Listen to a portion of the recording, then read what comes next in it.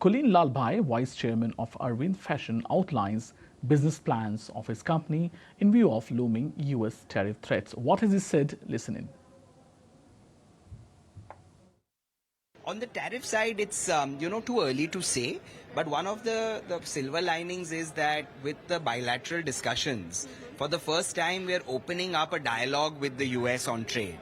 And whilst there could be some areas where India may be asked to drop tariffs, there are also areas of interest for Indian exports where we can ask for tariffs to be also dropped, which we can match. So maybe if it's a balanced outcome for both countries, it could end up being a win-win. But it's too early to comment on where these discussions would go.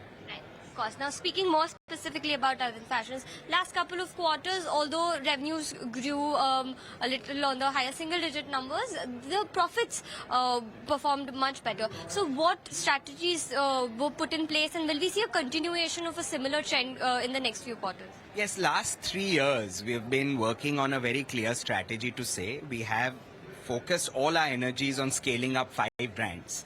And we want each of these brands to be 1,000 crore plus. Premiumization is another trend that has picked up quite well here in India, which is on the value retail format. And we're seeing that sort of a K-shaped curve is what economists call it. From your perspective, is value retail something that you look at right now for Arvind Fashions?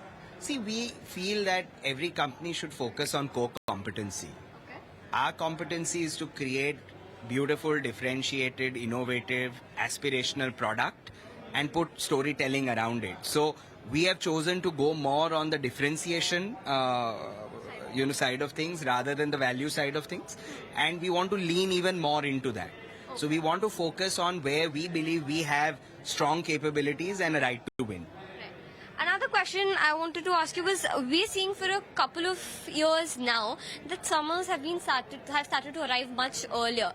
So from a planning perspective, have things sort of shifted on how early you plan these collections and how early you release them, or have more collections within your entire 3-4 months of summer? What's the verdict there? I think we dropped the summers a little earlier now, that by mid-Jan to starting February, we have enough summer merchandise that comes and hits the store. So in a sense, you should say that 30 days is how the season is broadly advanced.